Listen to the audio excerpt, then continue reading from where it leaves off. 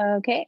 Hello, everyone. Thank you for attending our Shout Out Saturday event today, where we'll be discussing with Vice President in Finance, Sheewon Bak, on empowering individuals towards career success, specifically about practical career advice on compensation negotiation, emotional intelligence, and navigating the political environment. I do want to let everyone know this event will be recorded, and our agenda for today are introductions, the main session of questions we have for Sheewon, and an opportunity for the audience, you, to ask questions, which you can put in our Slido, or you can also put in our Q&A option that we have. So Simona can go ahead and put that link for our Slido, and we'll go ahead and keep going. So Women Who Code's mission is to inspire women to excel in technology careers, and our programs are designed to support women in being and becoming leaders in the industry, providing tools, opportunities, and inspiration to fuel professional success. We are growing. We've reached to more than 120 countries with a network of more than 230,000 technical women. I do want to take a moment to discuss about our code of conduct. Women Who Code is dedicated to providing an empowering experience for everyone who participates in or supports our community. Our events are intended to inspire women in technology careers, and anyone who is there for this purpose is welcome. We don't tolerate any harassment of members or event participants in any form. If you would like to read the full version of our code of conduct, please feel free to visit the link displayed. All right, so let's get started. Sheewon, are you ready to start? Yep. Awesome. Let me just stop sharing. Okay, perfect. I'll go ahead and introduce Sheewon. Sheewon Bak is a Vice President of Financial Planning and Analysis and Strategic Sourcing for Realtor.com. In this role, she guides the company's initiatives from a revenue and profitability perspective, identifies options or drives trade-offs decisions around business model vehicles, and enables stakeholders to deploy resources efficiently and effectively. Thank you again, Sheewon, for joining us and being a part of our Shout Out Saturday series. We do appreciate your time. Thank you for having me. So our theme is all about how to empower individuals towards career success. And I can dive into our first question. So can you talk a little bit about your career and what led you to the career path that you are in now? Yeah, absolutely. I think if you know me a little bit at this point, you know that my answer is never quite the standard answer anymore. So I'm actually going to tell you two versions of the same story. Both are real, both are relevant, but it'll give you a sense of how I think about my career as well as the things that I've done.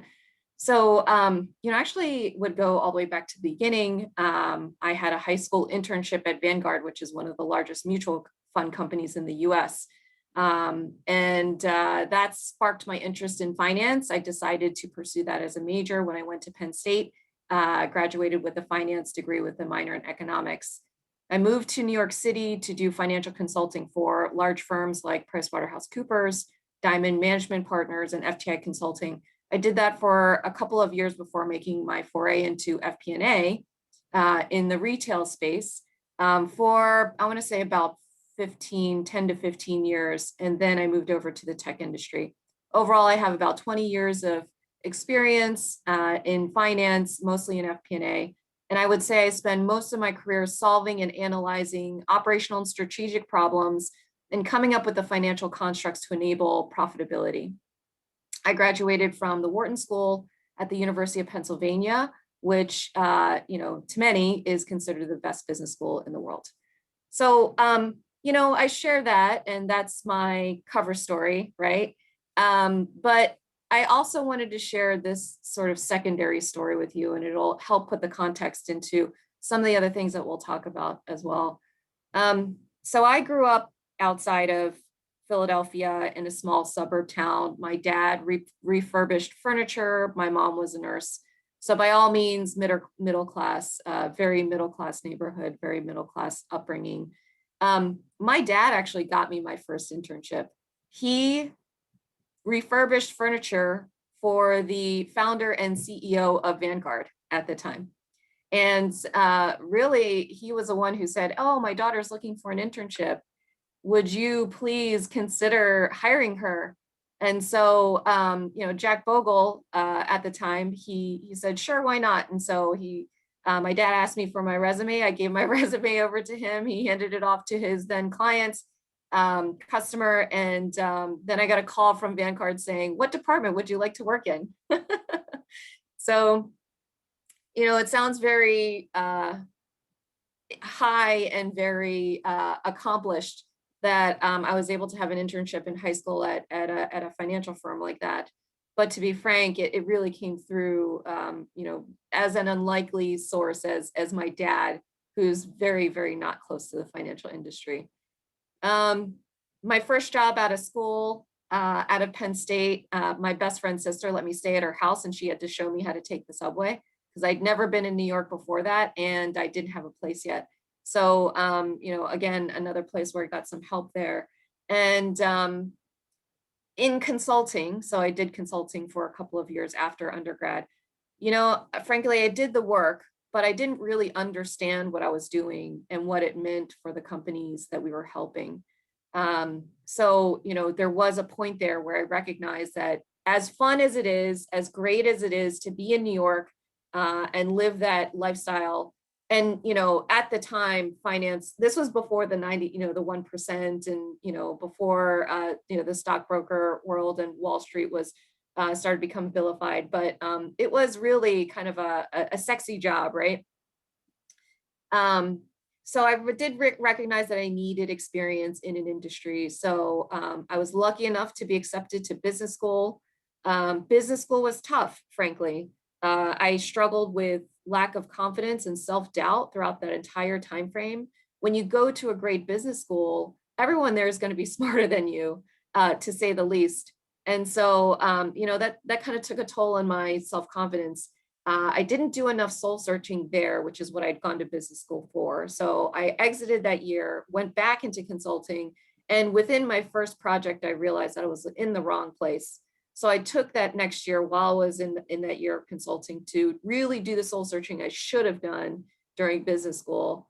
And fortunately came across a field within finance called FP&A, Financial Planning and Analysis, which is a branch of finance that works directly with the business. So you get hired by the business and you work in the finance team within that particular company. So I worked at Gap for a little while. I chose Gap also as well because I wanted to do something that was like very tangible to me. Tech and the internet and things like that just didn't, I couldn't grasp it as well as I could grasp maybe literally and figuratively, like the idea of like making t-shirts. So I went to Gap and I spent about 8 years there building my skill set, building my confidence, figuring myself out and really finding that I really do love FP&A. I think it's a really great place to be for me and what I was interested in, not just my skill set. I did, after a little while, wonder why I wasn't getting promoted though. So I spent quite a long time as an analyst, and then just at the end of my tenure there as a manager. And I kind of said, what am I doing wrong? And what is it that I want out of my career? So there's again, another moment of soul searching there.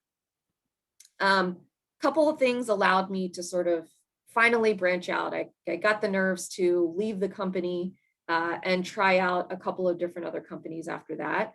One of them, I would say, is growing financial stability. I realize that with career, it's so hard to be brave and really hard to ask for what you want and move forward when, you either have small kids and you know that you, have to provide for them, or you yourself are just starting out and you don't have a lot of money under your belt.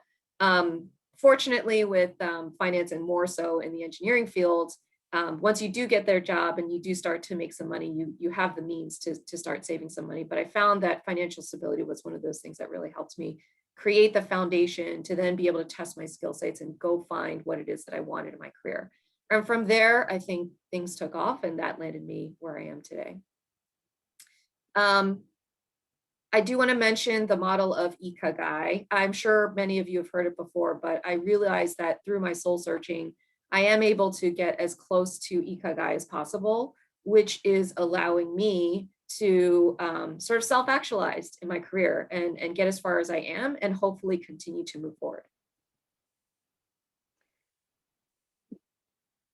I really liked how you shared the Ikigai. I liked how you shared, you were really candid about really trying to find your place of where would be the best fit for you, and the support system that you had, even with your father who wasn't in that industry to help you. It seemed like there's these little things that you came upon that really kind of shifted to where you were going into towards your career, which kind of leads me to my next question. How did you reach your level of success, through all these different pathways of trying to find what you wanted to do, and given the industry's gender gap, especially among leadership? So how did you reach that level of success? Yeah, so I'll touch upon a couple concepts here. I already touched upon it a little bit in my description of my own career. So the first idea, first of all, is everyone has a boss. Uh, as high as a VP might be, there's always SVP and CFO or CTO or CDO, Chief Data Officer. And then there's the CEO. And then if you're part of a business unit, there is the head of this business unit, and so on and so forth. Everyone has a boss. Even the CEO of the largest company, their boss is shareholders ultimately. So I just wanted to say that out loud first. So then in the context of that, I think it puts a lot less pressure on you as an individual, whatever level of of the organization you're in. But I would say one thing I think that helped me reach my level for myself where I am today is about removing the ceiling you make for yourself. There's sort of two worlds, right? Like, first is we live in this world that's male dominated, especially in like engineering, STEM fields, and finance. We're kind of in the same bucket. Men mostly dominate this field, and it's such a different environment and culture for you to navigate. Women make 79 cents on the dollar. There's so many things out there that can tell you, that maybe you're not meant to be, or maybe you shouldn't, or you're the primary caregiver and I have to take care of my children, that kind of thing. But I also think there's the other side of the coin, which is you've got to find that place for yourself where you take that ceiling away for yourself. You hear those things, and each one of them sort of weigh just a little bit more on whether you feel like you can make it to that next level. Even other people kind of telling you like you can't really do that, you're not smart enough, or whatever it is that people are telling you. But I would say a couple things. I recently read this book called Basic Economics by Thomas Sowell. And he dispelled the myth of the 79 cents per dollar that women make. We all say that, and we say we have to get rid of that gap. But the difference is when you start understanding and segmenting the different groups who essentially decide to be an engineer or not, or decide to be in finance or not, or decide to be a teacher versus a nurse versus a doctor versus other things. Once you start breaking that down, there actually is no pay gap. That I found truly interesting. And so 79 cents on the dollar, if that weighed on you in any little way, shape, or form, you can remove that off of your list. It's not a thing. Yes, there's still other issues, biases, and other navigating environments and all that kind of stuff that we have to do, and other challenges, right? I mean, I'm a VP of finance, and I'm very proud of that. Yet I still, wash the dishes. There's nothing, I still do that. I guess I could hire someone to do it, but there's something about me that's still domestic because that's what's been ingrained in me for being a woman and growing up as a woman. So I would just say, find those places where you can remove the ceiling for yourself. Determine what your story is. What is your story? So I just shared with you two versions of my story. Who do you want to be and what do you want to be known for? They say, think about what you want written on your gravestone, right? Like if you, in advice to live your life, they say, what do you want written on you? What do you want to be known for? And what do you want written on your gravestone when you die? There's a similar thing with your career too. Like when you exit your career at the end, who do you want to be? What level do you want to be at? And what do you want to be known for? I think that those things, both of those things, not just the level and field, but also, and your accomplishments, but also who you were and how you got there is so, so important to define, because that's what you're going to be known for. So I would say those two things are probably the biggest. I'm going to mention one more is, navigating the organization and the political environment in your field, in your industry, in your company. You must ask for the promotion. I can't tell you how many people I come across that say, I don't know why, I did it myself, right? I just told you about how I did it myself for a long time. I don't know why I'm getting promoted. I'm so good. My boss tells me I'm, the best, direct report they've ever had. I don't know why I'm getting a promotion. You have to say it. You have to literally have the words come out of your mouth and tell your boss very clearly what your goals are and what you expect out of them. You also want to read your organization, depending on the different organizations that you're in. Sometimes they value external promotions versus internal promotions. Sometimes they value consultants versus, internal. So make sure you're also reading the environment that you're in as well. If you're not in a place where if you are in a place where you're good, you've got an excellent skill set, and you're just not able to actualize that in the environment that you're in, and or your boss is not supportive enough to allow you to do that, and you will figure it out if you pay attention to it, you should leave and you should find a new place that's going to let you do that. And it's so great right now, this world we're in right now. There's no better place to do it, and there's no better time to do it as well. I mean, we as women have the best situation to be professionals that we've ever had in history. So let's take advantage of it. I really like that you share this idea of, what I wrote it down too. What do you want to do? What do you want to do? What do you want? And what do you want? Oh my gosh. What do you want to do? And what do you want to be known for?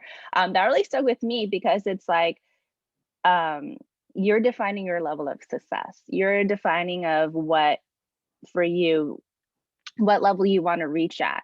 And I really like that you shared of ask for it. You want to, the takeaway I got from that was you should determine what your level of success is, and you should reach for that. And if where you are right now isn't going to help you to reach that goal, then it's okay to move to somewhere else and be brave enough to go get that.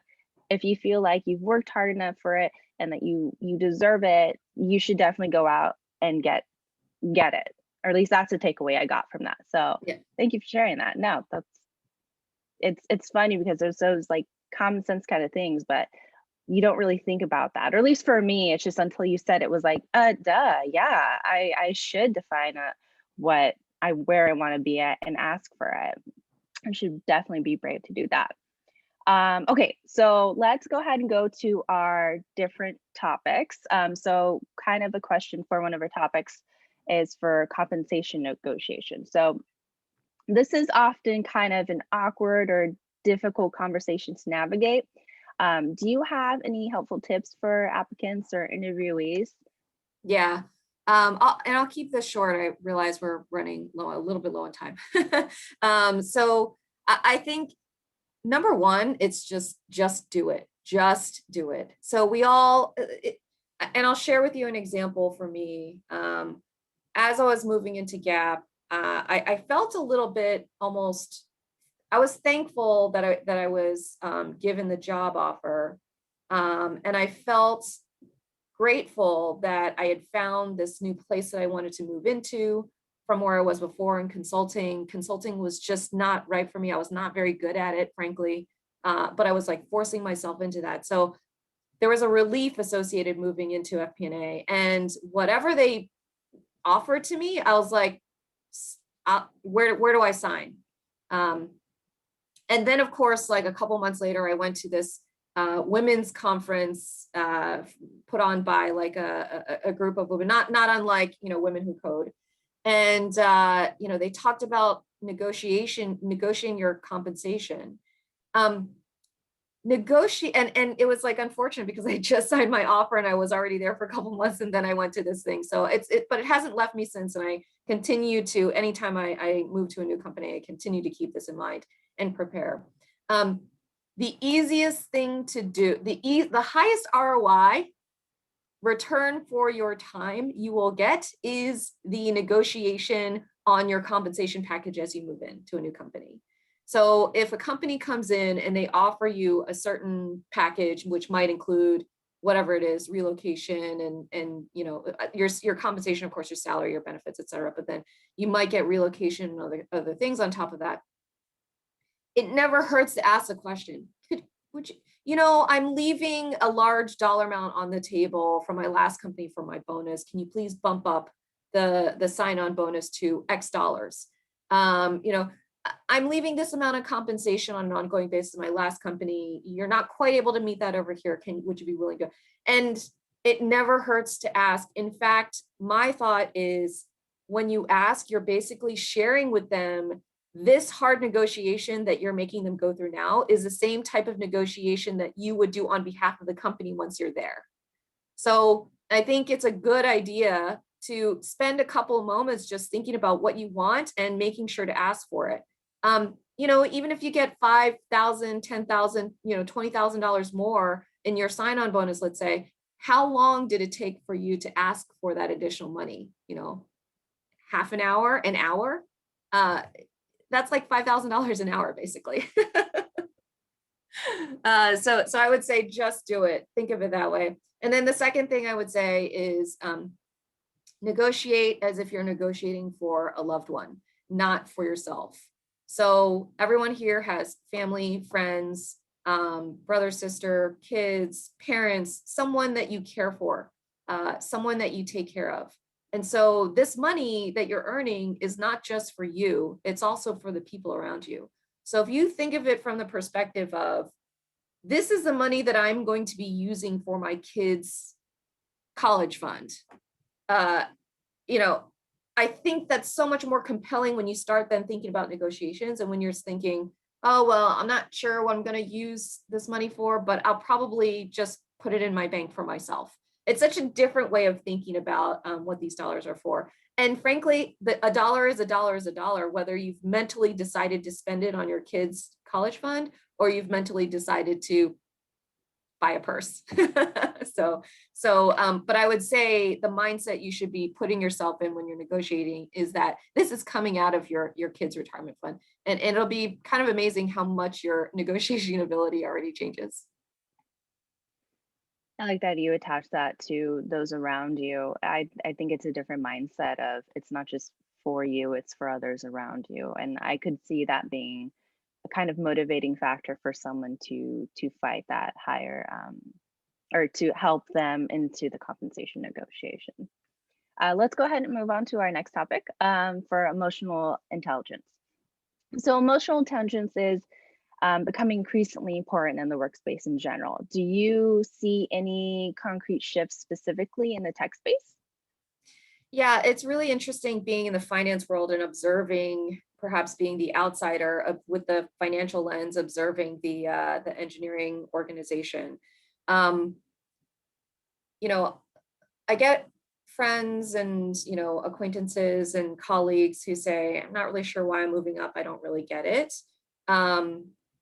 And I would say, if I may generalize just a little bit with my anecdotal experience, a lot of it has to do with picking your head up out of all the technical work that you're doing and taking a look around at the landscape. And no better way to do it than to increase your emotional intelligence. So I actually think the thing that differentiates, and again, this is sort of my viewpoint externally from the business perspective, into an organization, the organizations that I've seen personally. The ceilings come from not being able to draw from multiple skill sets, including emotional intelligence. you can be that brilliant engineer who knows how to code beautifully, and there's almost like there's a beauty to it. But honestly, from the business side, I actually would never recommend hiring such an engineer. And the reason for that is because when you get that single brilliant engineer, people around them, he or she knows they're brilliant. People around them, the culture becomes off and different. People start changing the processes and operational modes in order to accommodate that one person.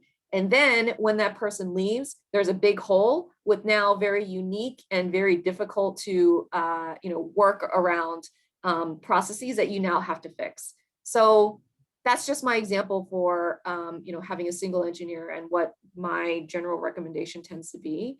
And maybe there are those brilliant engineers out there and you might know a couple of them, or that kind of thing. But by and large, I really do think when you think about moving up in the organization, it's the emotional intelligence piece that differentiates the CTO from other folks across the company. The ability to connect people, to recognize where something is going wrong, whether it's a people issue or a system or a process issue.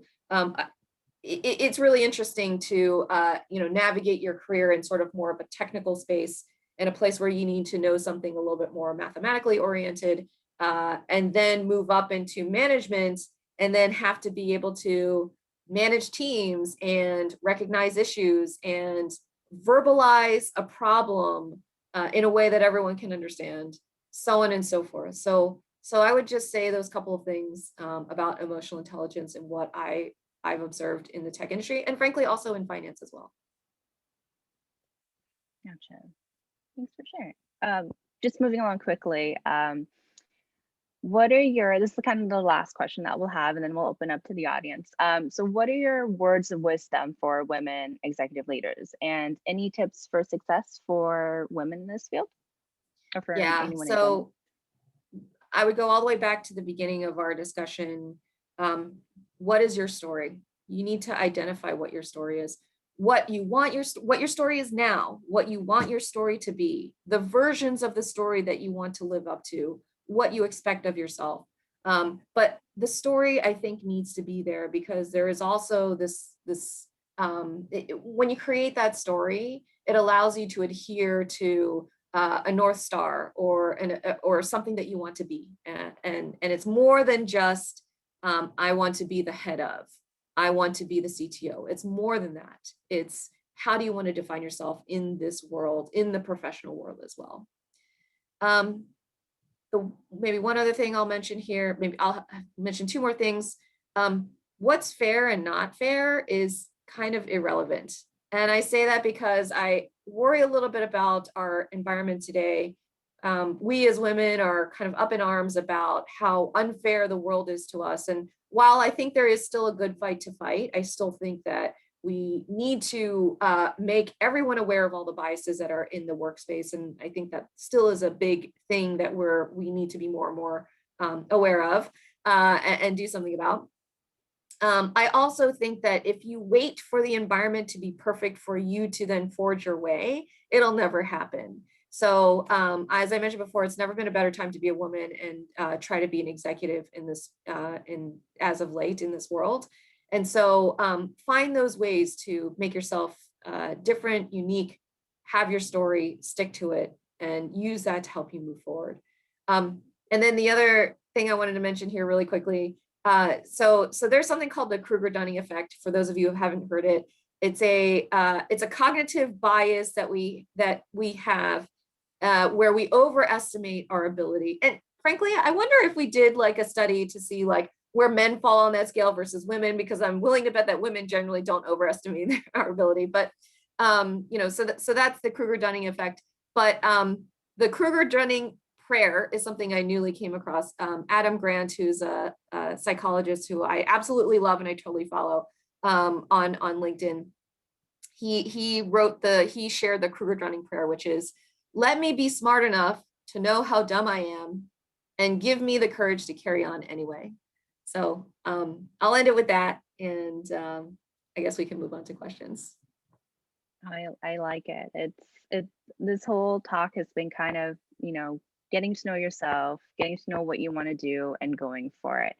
And I really liked that quote. I might be interpreting wrong, but it kind of sounded like, this is who I am, and I'm gonna be okay with it. If I'm not what, if I'm not smart, then I'm not smart, but that's okay, and I'm okay with that.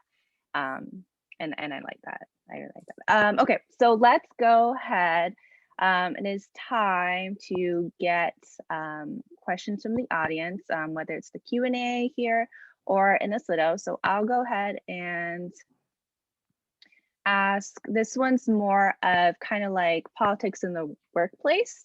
So first question is, how do you handle unintentional bias at the office, in spite of it being, done repeatedly? So, meaning someone is unintentionally being biased towards you? Is that the question? I think it's just in general Yeah. of what the office would be, but we could go for either or, whether it's individual or just in general, the whole office. Yeah. So I'll start with the individual because that's the first one that I thought that meant. So I actually had that happen to me a couple years ago.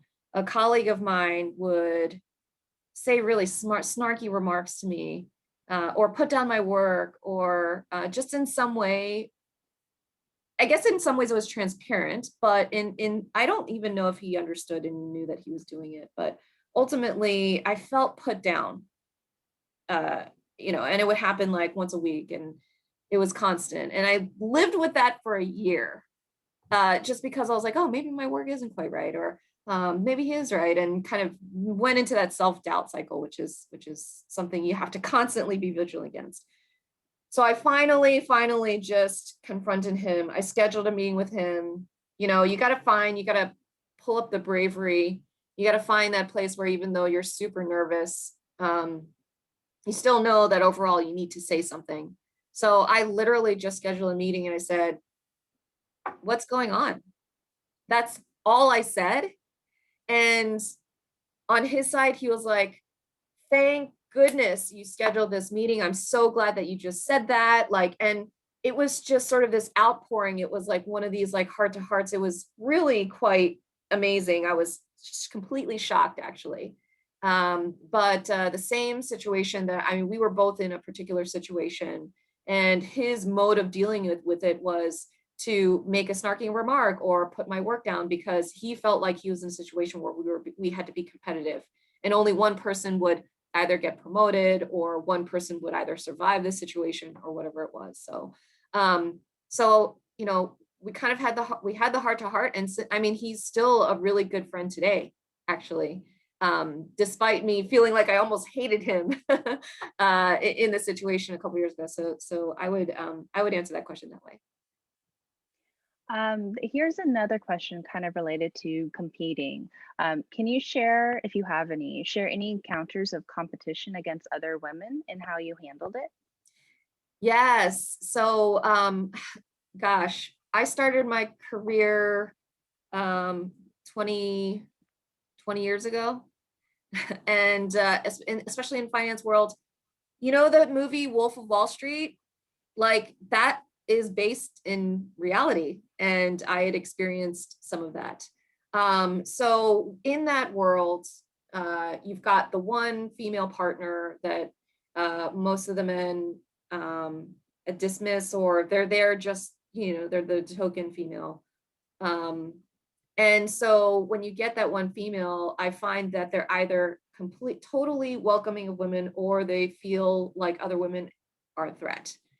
I feel like it's a little bit less in this environment now, but I recognize and know what that looks like. So the question is really, how do you handle that, and how do you deal with that? Today, you actually need to have advocates. You need not just women to look up to and women to learn from. So again, Women Who Code, this organization, is such a fantastic place to get together. But you also need those sponsors and those advocates in the male community as well. And the reason for that is because, yes, we are getting better in terms of permeating the engineering and finance organizations, where we've got more women in these fields than ever. But still, there are always going to be more men at the top, when you look across companies today. So you need to find those advocates, those people who they may not fully understand what it's like to be a woman, obviously, but are incredibly emotionally intelligent themselves and incredibly sympathetic to the situation and the cause. So, as it relates to competition, it's flight or fight. I'm personally, if I don't like the situation and I don't see a good way to fight it, then I will leave. I'm confident enough, again, come back to that place where you've told your story to yourself. You're confident enough to, in your skill sets, to be able to take them somewhere else and potentially start new. You always want to have that set of skill sets and that confidence. If you ever move away from that confidence or your skill set starts to lag, go back to it, take the training classes, read some emotional intelligence books, evaluate yourself and your skill sets and your life, and be able to leave the situation. I think that's extremely important because the ability to leave actually gives you the confidence to fight. Next question, this is kind of a two-parter, and this is more of the salary negotiation. So part one is, what's the best way to respond when asked about your salary requirements? And two, what about offering the company a one-page summary of your current compensation package with a few notes about what you want to improve or what you want to improve? Yeah, once upon a time, the company would ask you your current compensation. You could tell the truth, you could lie, and then they choose to believe you or not believe you, and then pay you based off of that conversation. I actually don't know if it's a national rule or if it's only California, but I know in California, hiring companies are not allowed to ask you your current salaries anymore. So my observation from where I sit in finance, I do see a little bit into that world. And I would say, I think a really good way to go about it is to ask, what is the range that this particular position should be paid?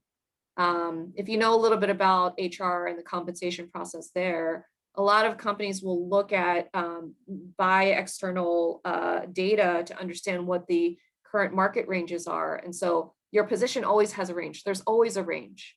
If you go in and say, here's my compensation, now tell me how much I should get paid, I think you're putting yourself at a disadvantage. I would be the first to ask, what is the range for this position? And I know that at some companies, the recruiter will tell you. Some companies, they won't tell you. They want to know what you should get, what you want to get paid, or what is your current compensation, or something close to your current compensation.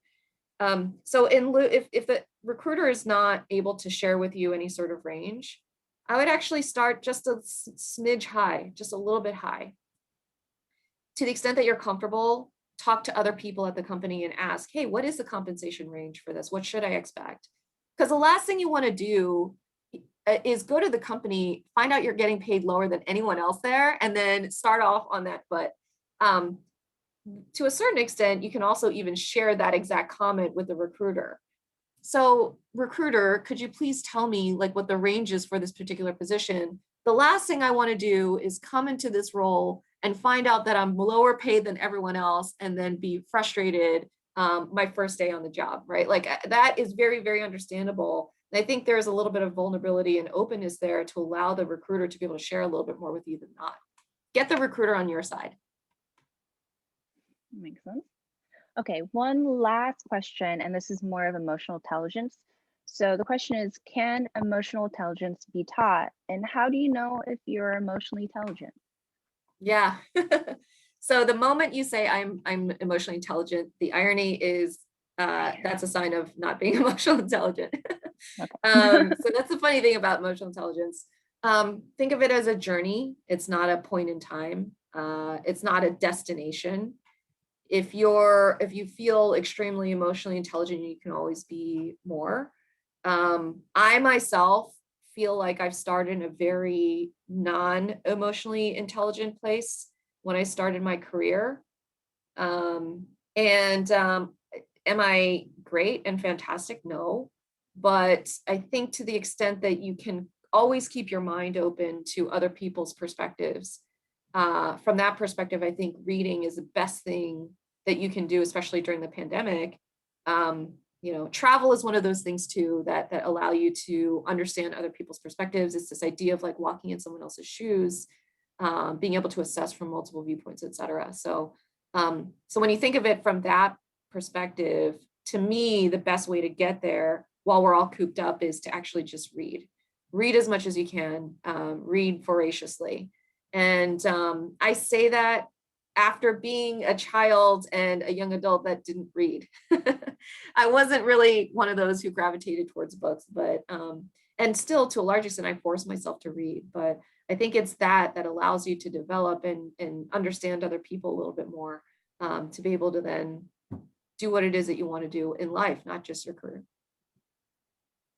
Is there a particular book recently that stood out to you that you really enjoyed and would like to share?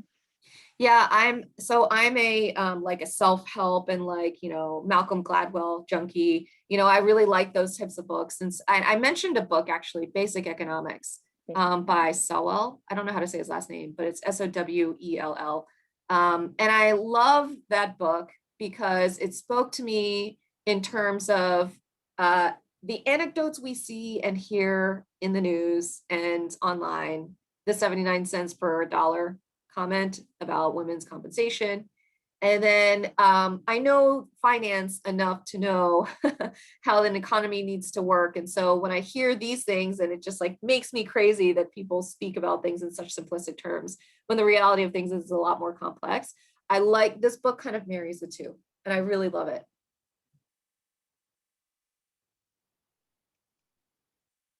Gotcha. Thank you for sharing. Let me see if I can try to put that basic economics. Oh, perfect. Thank you, Samana. Okay.